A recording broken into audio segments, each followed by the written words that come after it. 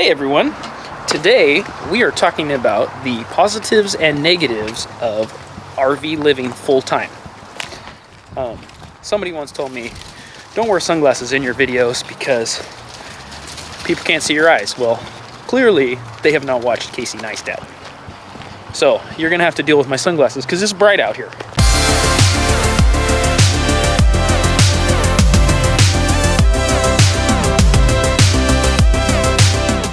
For those of you who don't know, we live full-time in a 42-foot fifth wheel stationary.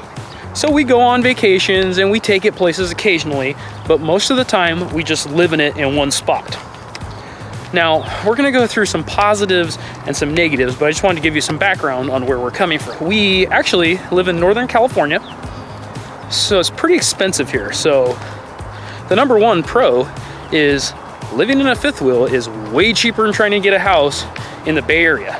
The second positive is when we do go on vacation, we don't even have to pack. We pretty much just put the things away that are gonna move and head on out. So that's pretty good. Positive number 3 is it teaches you communication skills. So when you live in a small space with someone, you're gonna have to learn how to get along because you can't just go hide on the other side of the house. And this could be viewed as a negative, I suppose, but actually, in the long run, it'll probably be better for your relationship. Okay, so let's talk about 4 and 5, because they kind of go together. Housework. So, fifth wheel is a lot smaller than a house, so it takes a lot less time to clean up. So that is a positive. However, it does get dirty faster, but it's so quick to clean up that, you know, in a few minutes, you can vacuum the whole thing, or mop the whole thing. So, that's pretty good. 5 is yard work.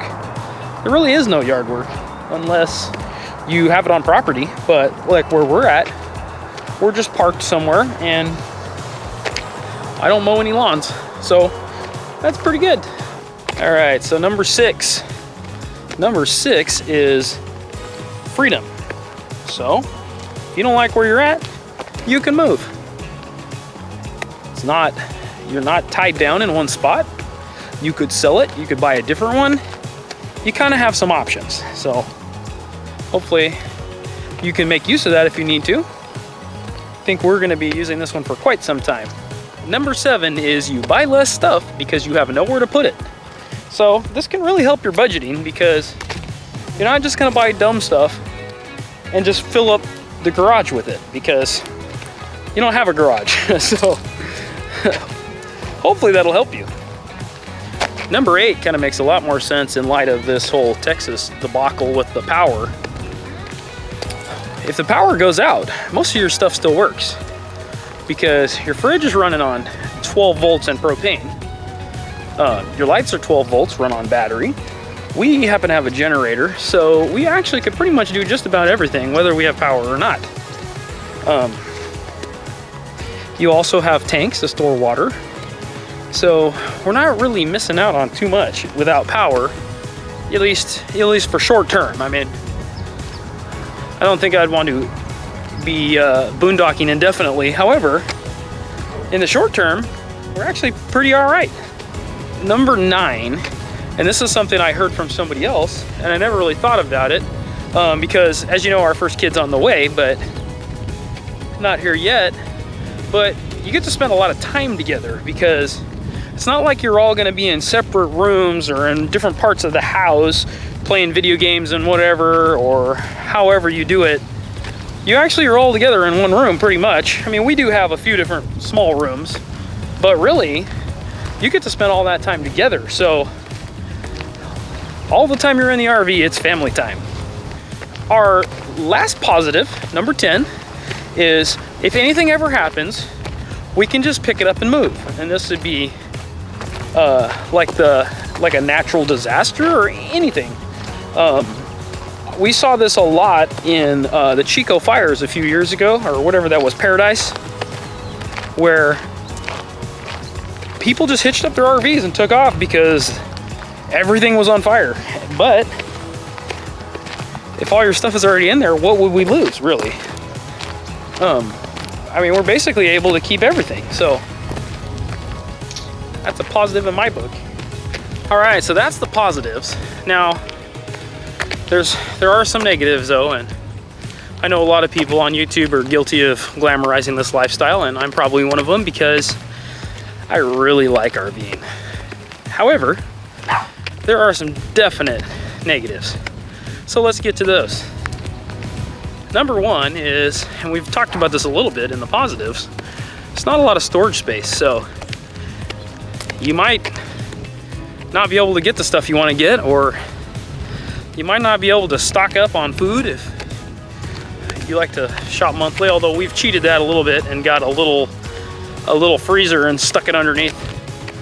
But you know, we don't have a bunch of bicycles or crazy stuff or a garage full of treasures. So less storage space. Number two is it can get dirty really fast. If you walk in with a bunch of stuff in your hands and you set it down, you have now made the entire house messy. If you cook one meal and don't do the dishes, the sink is full. And you probably can't even cook another meal until you do the dishes, or you have them all piled up everywhere all over the house trying to make up for it. You probably can still hear it, but I've walked a really long ways to try to get away from this leaf blower. So it's like 2 blocks away, I still hear it. So hopefully it's not too bad. But number 3 on the list is, it doesn't have the best insulation. And so when it's cold out, it's cold in the RV too. Now you can make it warm, but you're gonna pay for that with propane. So, you know, what we've done is we've gotten some those little portable electric heaters, because we're hooked up to power all the time basically. So that was our cheat. And we do have one of those little fireplace heater things that most of the newer RVs are coming with. And it's really cool and it definitely helps, but when it gets cold, it just doesn't quite get it done. So we have a couple of these heaters to spread out throughout the RV, and that seems to get it done. It makes it pretty comfortable. And then if it gets real cold, we'll kick on that propane heater just to make a difference. But we're in Northern California, so I mean, I'm being picky here because it hasn't even been freezing yet. So, and now we're in March. So it really only rained less than probably a week's worth. So, you know, welcome to Northern California drought, I suppose. The other part of that is humidity. Propane makes humidity. Taking a shower makes humidity. Seems like just being in the RV creates humidity. So that's kind of a negative. Our solution is we got one of those big old 70-pint dehumidifiers for a house. And when we first got that thing and turned it on, it just ran and ran and ran for days, and it just kept filling up the bucket. But now that it's always on, it kicks on here and there, and it's not too bad. But we've been able to, you know, manage the humidity. But we were noticing like the windows were getting moldy, and it was damp everywhere. It just was not a good thing. So we've solved that problem, but that can definitely be a negative. And that wouldn't work if you were boondocking or something, but since we're talking about stationary RV living, assuming you have power, that would be the solution, I suppose. The next one, number 5, is privacy. There's not a lot of privacy in RVs because they're not insulated that well. So if you're having an argument, somebody hears you. If you get into your car at 4 in the morning, somebody hears you. There's no escaping that you are right next to somebody, and everything that goes on, you either hear or see. And so that's just something to be aware of, you know? I mean, it's not necessarily a bad thing, but it can be not the best. Number 6, that would be dumping tanks. And some people make this a big deal. I mean, it's not really the greatest, but it frankly doesn't bother me that much. But you don't just flush the toilet and magically it goes into the sewer like you do in a house. You're filling up a tank, and when that tank fills up, you have to dump it. However, especially being full-time, you don't even mess with the hose that much. You really have a lever, you pull, you drain it. You do the black tank flush, no big deal. Some people are like, oh, it's just so gross or whatever. I mean, sure, it's not super fun, but It's just not as big a deal as people make it out to be. Now, this can be a negative, but I suppose it could be a positive too. Well, the whole house smells like bacon. What I mean by that is, if you fry something, or you just cook anything, the whole house smells like that. One time, I thought it would be a great idea because the weather was miserable to use my Blackstone grill inside. No, bad idea. Everything is greasy, everything smells. It was not good. So, you gotta be aware that all that smoke is going somewhere, and that somewhere is inside your RV. And it does have an exhaust fan, but it does not work that good. So, there's not a lot of solution to that. Oh, I think I'm on private property. I guess I should probably turn around. Let's go this way.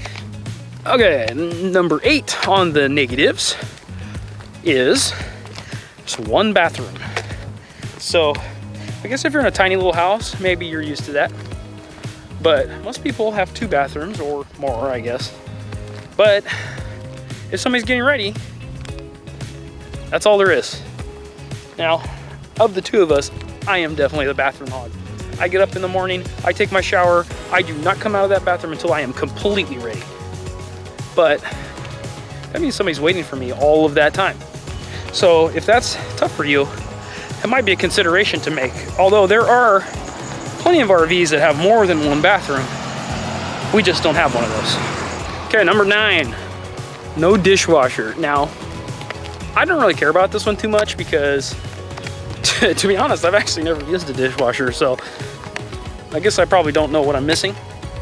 But the way I see it, you gotta rinse the dishes, you gotta put them away anyways. Might as well just wash them.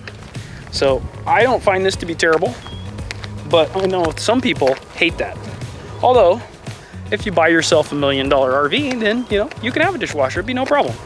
But for us, in our not quite so expensive RVs, which I don't want to complain too much because we do have a very nice fifth wheel. We just don't have a dishwasher, which I don't care about, but that would be a negative to some people.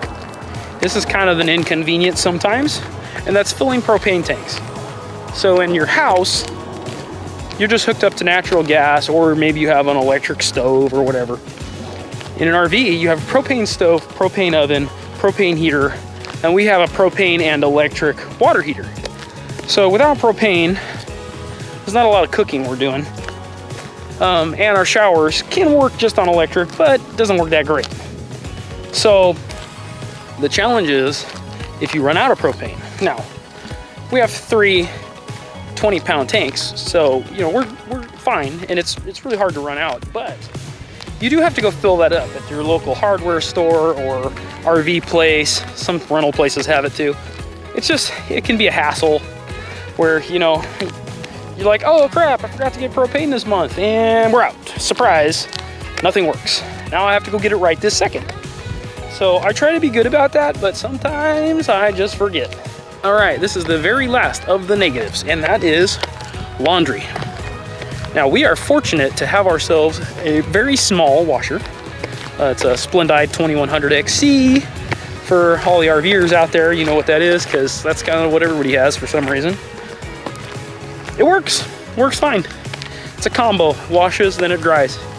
But it's very small, and we have to run it constantly to try to keep up with laundry. So you just got to be aware that you're either doing that, if you have one, if you're lucky enough to have one, or you're at a laundromat, which a lot of RV parks have one, but we don't live on an RV park. We live on property at a church. But, we're good with it, but just be aware that that's going to be a consideration you're going to have to take if this is what you're doing. Okay, so there you have it. That's our positive and negatives of living in a RV full-time, stationary. And I know there are other positives and negatives if you're traveling all the time. We just don't travel enough for that to be a consideration, really. So we wanted to give you what our lifestyle is like. So if you liked this video, if you could just click that like button.